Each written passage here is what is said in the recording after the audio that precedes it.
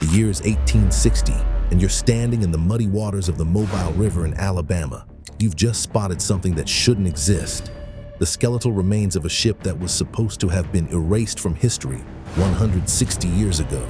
A slave ship that carried 110 stolen African souls, men, women, and children, packed like cargo in suffocating darkness, when the slave trade had been federally banned for over 50 years. A ship that sadistic white criminals burned alive and watched sink, desperately trying to erase all evidence of the most heinous crime in American history. But this evidence will rewrite everything you thought you knew about when the slave trade in America. Picture this. It's 1859, and a wealthy white shipbuilder named Timothy Meagher is sitting around with his rich friends, probably sipping whiskey and feeling untouchable. These men owned steamboats, shipyards, and thought they owned the world. And in their arrogance, they made a bet that would change 110 lives forever. Meagher wagered that he could smuggle Africans into America and nobody could catch him.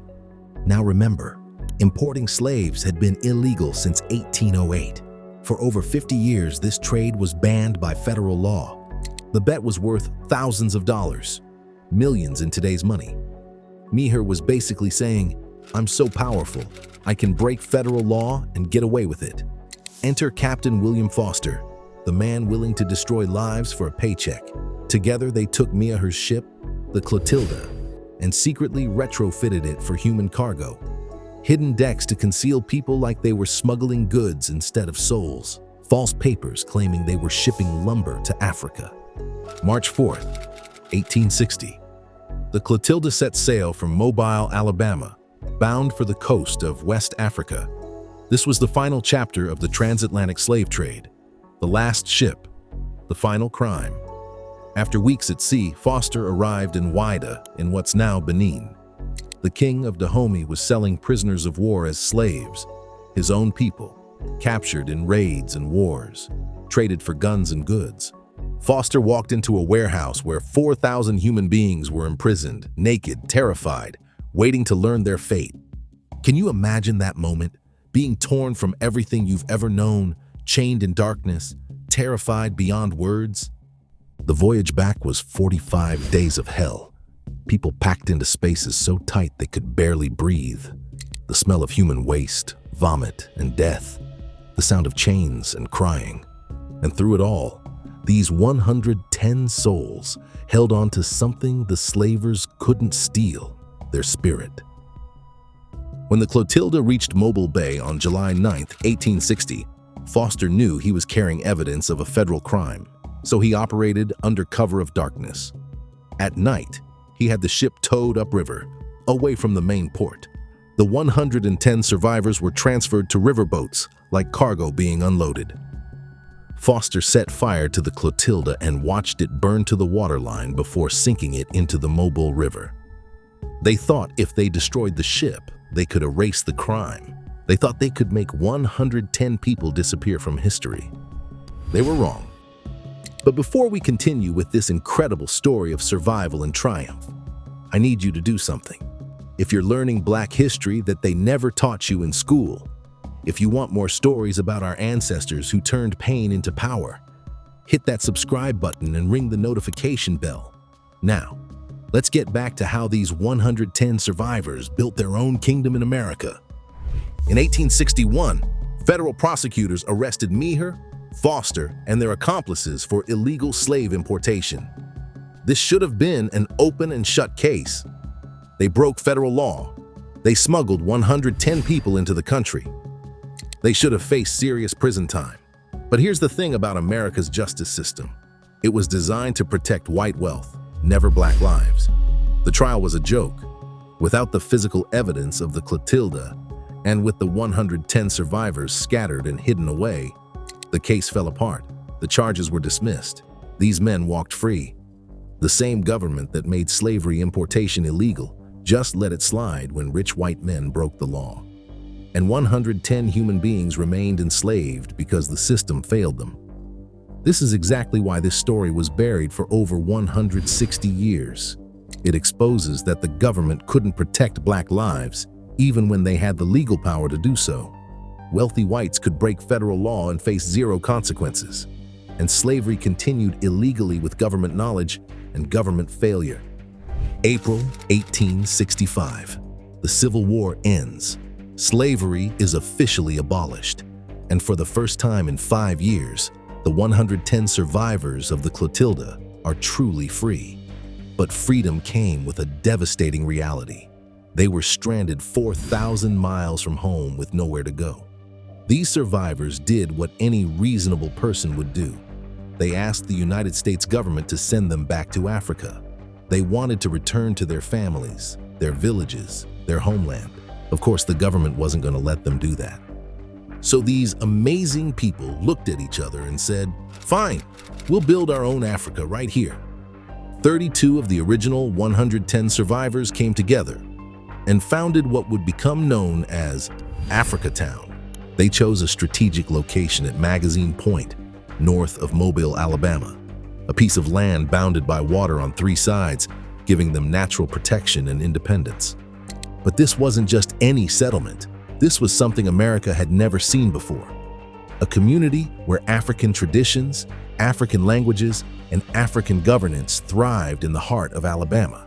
Led by Cudjoe Lewis, whose African name was Kosola, these survivors created something extraordinary. They chose their own leaders based on traditional African customs. They gave their children both African and American names, keeping their heritage alive while adapting to their new reality. These people built their own businesses, their own schools, and their own churches. In 1876, they opened the Old Plateau Cemetery. They started their first public school in 1880. Economically, they were unstoppable. The women raised and sold crops. The men worked in mills, saving every penny to buy land. Africa Town was a statement, proof that African people could govern themselves, could thrive independently, and could preserve their culture while building something new. This was Black excellence in its purest form, and that terrified white America. Let me tell you about the heroes whose names should be in every history book in America. First, Cudjoe Lewis, born Kosola in West Africa around 1841. This man lived to be 94 years old, dying in 1935. Think about that timeline. He survived the Middle Passage, he survived slavery, he survived Reconstruction, Jim Crow, and the early Civil Rights era. Cudjoe became one of the first Clatilda survivors to gain American citizenship in 1868. But citizenship didn't protect him from racism. In 1902, a train hit his buggy, injuring him badly. When the Louisville and Nashville Railroad refused to pay damages, you know what Cudjoe did? He hired a lawyer and sued them. A formerly enslaved African immigrant beat a major railroad company in a southern courtroom in 1902. That's the kind of courage and determination we're talking about. But Cudjoe's greatest contribution was as the keeper of memory. He understood that their story had to be preserved. When writers came to interview him, he shared everything: the capture, the voyage, the survival, the community building. In his own words, they burn the ship, but they cannot burn the memory. By the early 1900s, Africa Town was thriving. The population had grown to 12,000 people as other African Americans moved there, drawn by the community's independence and success. They had businesses, schools, cultural institutions, and a self-sufficient economy. And that's when white America decided it had to be stopped. If Africans could build thriving communities, what excuse did white people have for racial oppression? In the 1960s, the Mobile city government rezoned Africa Town from residential to heavy industry. They claimed it was for economic development, but everyone knew the real motive: destroy the Black community and profit from it. Paper mills, chemical plants, and toxic industries surrounded Africa Town like an army laying siege. International Paper built a massive plant right on the edge of the community. The air filled with toxic chemicals. The water became contaminated. This was environmental warfare. Children who had played in gardens and fruit trees were now playing in soot and ash falling from smokestacks. Families who had lived for generations in clean air were now breathing poison every day. Cancer rates skyrocketed. Respiratory diseases exploded. The population crashed from 12,000 to just 2,000 today. In 2017, over 1,200 residents filed a lawsuit against International Paper, claiming decades of improper waste handling had contaminated their land and water. They're still fighting for justice today. They survived the slave ship. They survived slavery. They survived Jim Crow. Now they're fighting to survive environmental racism. So why has this incredible story been hidden from you for over 160 years? Why isn't Africatown taught in every American history class?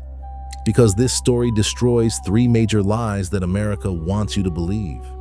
First, Black people need white guidance to succeed. Africatown proves that African people could govern themselves successfully without any white oversight. They created their own laws, chose their own leaders, built their own economy, and preserved their own culture. For decades, they thrived independently. If people knew that Africans created a successful community without white help, it would shatter racist stereotypes about Black capability and independence.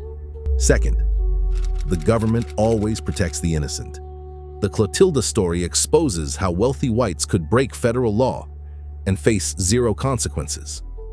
It shows how the justice system was designed to protect white wealth, never Black lives. It reveals that the government had the power to stop slavery importation, but failed when it mattered most. They want you to trust the system, but Africatown shows the system was designed to fail us. Third, racism is ancient history. The destruction of Africatown through environmental racism proves that attacks on Black communities didn't end with slavery. The same racist mindset that justified kidnapping Africans in 1860 justified poisoning their descendants in 1960. They want you to think racism is over, but Africatown residents are still fighting for clean air and water today. Africatown teaches us that resilience is in our DNA.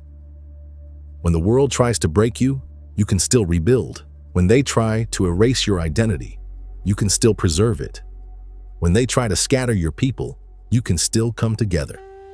Today, about 100 direct descendants of the Clatilda survivors still live in Africatown. Thousands more live across the country, carrying the DNA and the spirit of those original 32 founders. But the story of African presence in America goes back even further than you think. Click the video appearing on your screen right now to discover the African empire in America they hid from you.